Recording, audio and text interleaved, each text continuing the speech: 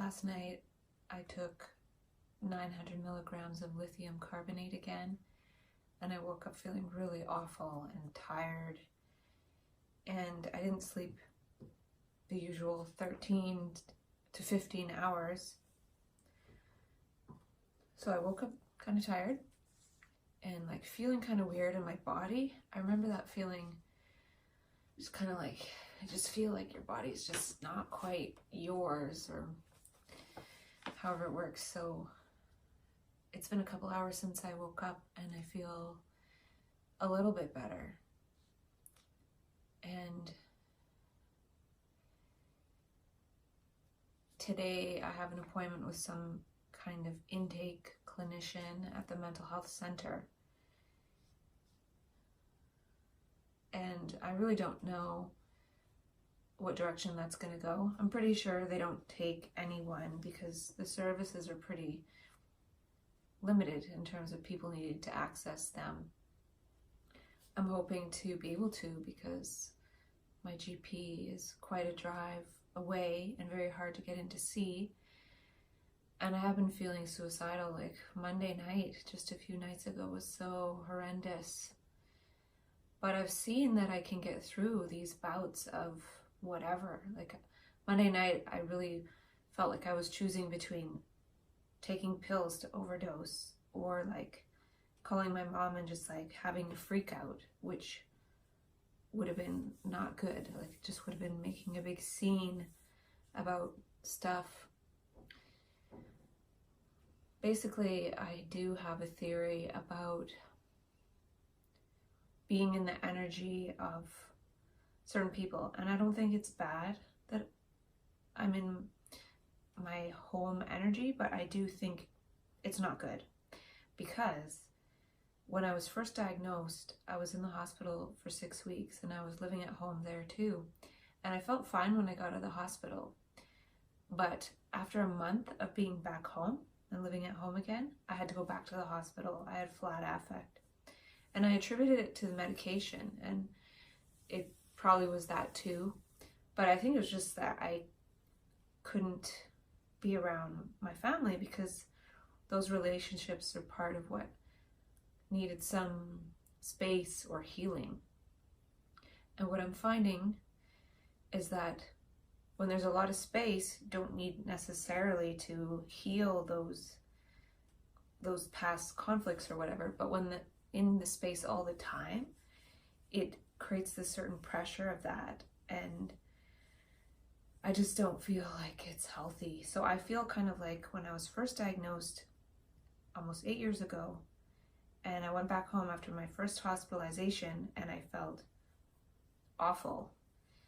And once I got out of there, I felt kind of okay. So I feel kind of stuck here, because if I don't get the mental health system's help, it might be a bit hard to get out of here. And I just need space. Like I need space to attempt to actualize my life. And I don't think it works like I think having the right environment first is really important. And this house is really echoey, and I've talked about that. I opened up one of my really old notebooks from a box that I was looking in, and it said in really scrawly writing, "I've created a safe soundscape for myself," meaning it's really important for me to have my own soundscape, quiet. I haven't lived anywhere where I can play music kind of loud in many years, and these things seem really trivial, but it's like having the right soil. So I've been here at home for, I don't know, a month or so at time, just sort of, I don't even know how long I've been here. But there was a day when I was able to spend the whole day creating those little Synchronicity kits, and then I just tanked. There was a day where I was sort of playing on the music creation, feeling pretty good, and then it just tanked. So everything that I try to do, it feels like I'm sort of like laying flat on the ground, not able to do anything. I'm able to like pop up into doing something, but then that path is just sort of totally cut off at some point, and I'm just back. It's almost like trying to run this way and then trying to run that way and trying to go this way, and nothing's creating anything that I can feel like I can go the next step. So yeah, and I haven't talked to myself that much, but I'm like making little notes to myself, but I can't remember them. So I just want to talk with myself about these like random little notes. And I guess part of it is I was trying to detach from the mental health identity even just last few days when I was trying to take the hearty nutritionals and eat bananas and think, hey, I can just take off and be a minimalist and eat bananas and, you know, live a good life. But that isn't happening. So I try, and I feel like if I'm able to, it'll keep going, but it's not. I was actually finding when I was taking those hearty nutritionals, it was making me feel more suicidal. So it was kind of like, no, don't go that direction. And there was a day that I was playing around with the music creation, and I was finding the beats per minute of some of my favorite songs at the moment, and I felt really good, and then that tanked and I felt really bad. So I'm really seeing right now, especially, that I'm sort of trapped between the two worlds. There's this sort of material world based on the past and like relationships of family, and then there's this world of like freedom, and it's very light and amazing, and I'm not really able to get into that world. I guess I was in it for quite a long time. I have a cycle that I'm well for 5 months and then not well for 3.5 maximum usually, and 3.5 should be April 1st. So it could be a few days and then my mind will and my brain will just sort of feel fine, but I don't know. This time it seems a little different. So, you know, I'm thinking I need to design a new life, you know, raw vegan, excess bananas, minimalism, camping, Hawaii, you know, trying to create new dreams in my mind to live for. You know, rollerblading. I was thinking, oh, I can try and sleep less, and if I sleep less, you know, if I can get myself down to sleeping like 5 hours a night, then I could sleep in my car maybe. And I did set my car up to sleep in it. I put a sleeping bag in there and put the seat down and then put a mat to make it sort of even. So I do have that. And I was looking up yesterday, like where to sleep in your car and things like that. You know, I don't have to sleep in my car. I don't have, like, logically, there's no reason to do that. I have this space here to sleep. But it really comes down to the observer effect. You know, who one is related to how one is observed and related with. And here I just kind of get stuck playing mentally ill daughter, and it's just not my favorite role, and I'm really, really stuck in it right now. And it might be that this is the only role I can play here. And if I find that that's true, I don't know if I want to do it. If, you know, if I sort of had this like chunk of like bonus time from my initial hospitalization until now, and things were going okay and okay and okay, and then now it's just like back to the beginning, I really don't know if I want to keep going. Yeah, it's like an energetic thing. It's not like my body's it's all intact, everything's fine, but this field is like molasses, and yeah, I don't know. Anyway, so I have got caught in like these patterns of the past and been able to ride it out like turbulence. Obviously wanting to build a swarm community somewhere, And I say that, but sometimes I feel like living alone is probably the easiest for me because of the soundscape thing. I did notice that lithium seems to have like turned the volume down in terms of, it almost feels like it literally made the house quieter, if that makes any sense. Like if reality is kind of like in my brain and mind, it kind of feels like it had an effect on the whole thing such that it's not as loud. But I don't know. And yesterday I came up with an idea to have like a food delivery service, rent a commercial kitchen, make the food, and then every 2 meals that somebody buys, a meal goes to homeless people. And also there's a van that I could convert into a camper, and that would be kind of fun.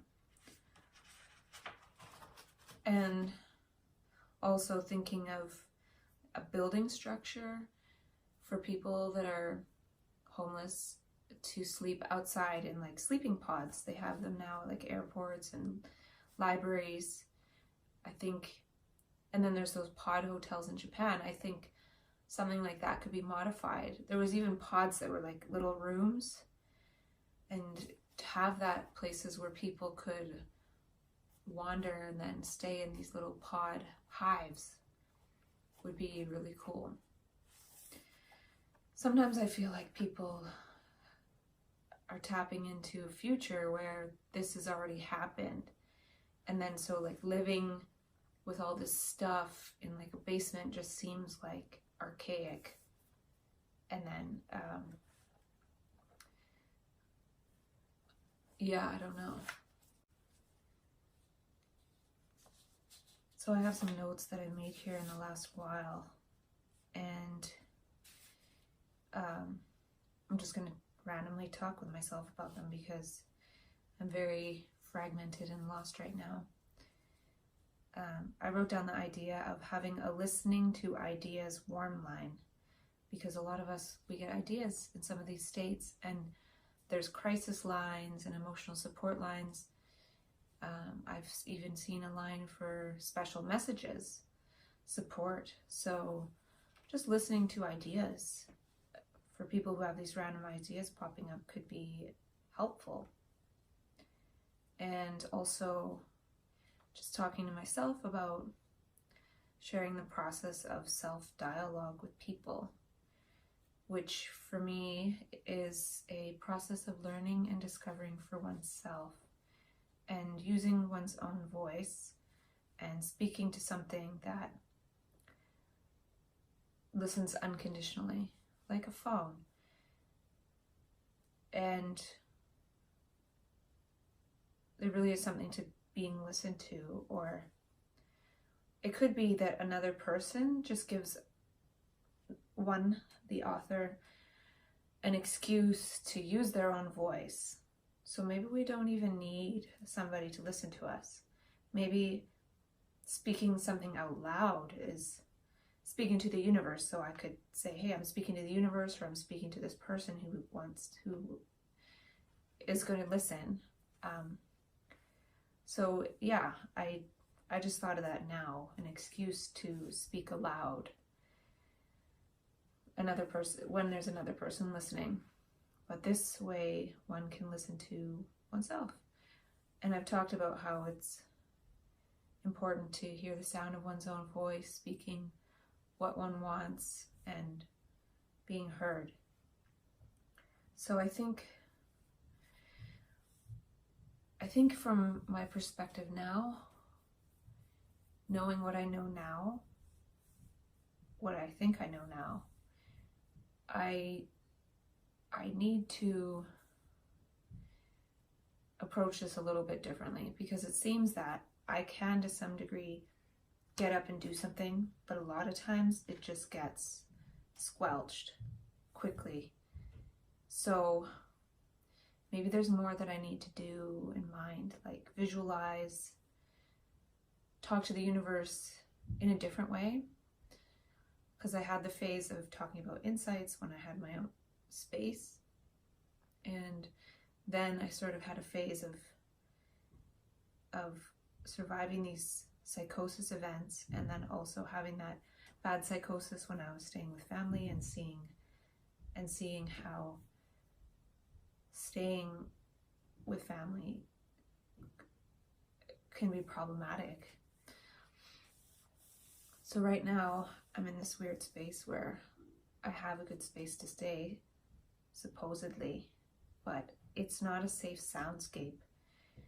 For me, I don't hear voices, but I still feel like I'm sensitive to voices, in that when other people are talking and I can hear it and I'm trying to do stuff, it really affects me, like to the point where even if I know someone else can hear me moving around in my space, it makes it hard to move, because it just feels like there's no privacy.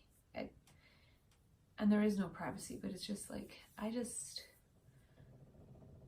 I'm in a room where I'm hoping that I can't be heard all the way up the stairs talking with myself. Like, I had really, when I was in the process before and I had my own space and I had my things set up, I was talking to me about insights, like stuff that was like sort of philosophical, or wondering about things, and information would come to me, and it was an interesting process for me.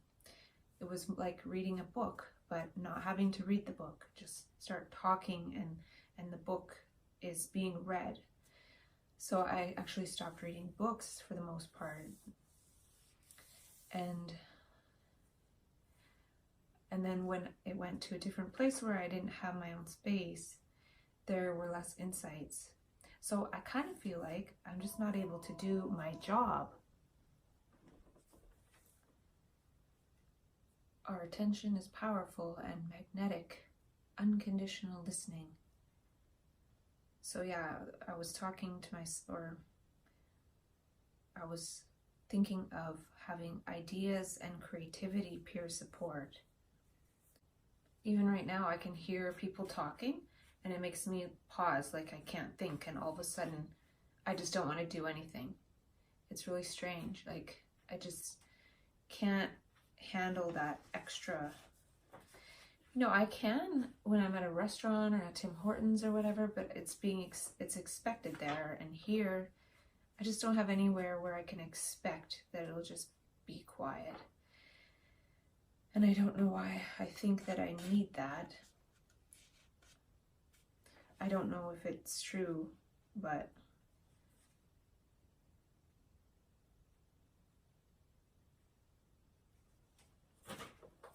I will try to continue to go on.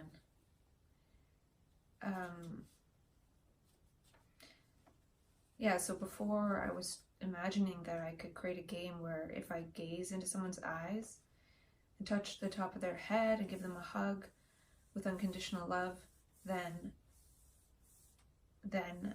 it might have some kind of effect. Somebody did that with me a long time ago. And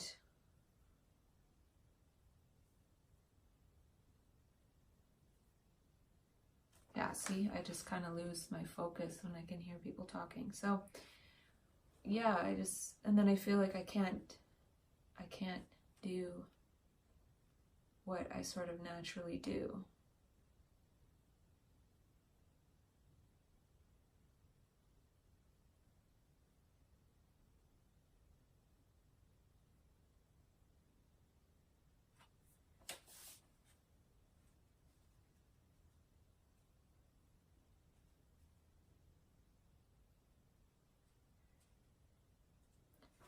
I don't know if I talked about with myself how I watched a movie called Trip of Compassion, and it was about MDMA psychotherapy. It was really good, and now I kind of want to do MDMA psychotherapy somehow to get through this whatever in my brain.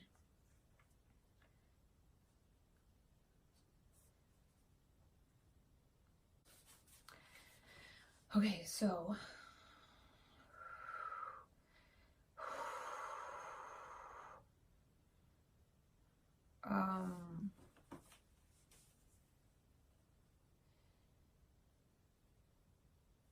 yeah, so it seems I'm exploring a little bit of lifestyle design, which isn't really working. None of this is really working. And so I was listening to a bit of Tom Wooten's Bipolar and Order stuff, and he was talking about feelings versus reactions. And so he gave the example of racing thoughts, and he gave an example of a reaction to that that's healthy, which is brainstorming. And then that could lead to grandiose notions, like, I'm going to invent this new idea that is going to change the world. And he said, there's nothing wrong with that if you run it by other people and see if it's a sound concept. So that was good to hear, because listening to that gave me a seed of an idea for something else. And I think I briefly talked about how there's a video by him called I Love My Hallucinations, and how he experienced jumping in front of a bus and like then sort of being in his wife's body and thinking, I can't believe he killed himself in front of me. And then he told her after that, and she said so he just, it seems like he has these, now that I think about it, he sees these other decision points happening. Like, he could make a decision to jump in front of a bus, but he didn't. But it seems like there's something that wants to make him try to jump in front of a bus. And he's able to not do those sorts of things. And there is the possibility of death at any moment. And I feel like it's the self attempting to die, and it tries to take the body with it. And that's something that I'm really grappling with lately, is that there's this energy that's trying to like kill me, really. And I also think I talked about how Vsauce, the YouTuber, did a video on pain versus boredom, and any stimulation is better than boredom. You'll make friends with whatever you need to. And I've made friends with my iPhone here. And I think I already talked about this light refracting thing, which, is like relatively interesting. It was a day of time where I was able to listen to something on YouTube and be interested and do some extrapolations, which I generally don't do lately, is any kind of extrapolations. So I don't know if you can hear that talking right now, but basically that's upstairs, and the door is shut, and it just vibrates through the house, and I just absolutely can't stand it. At least I tell myself that, and I don't like it.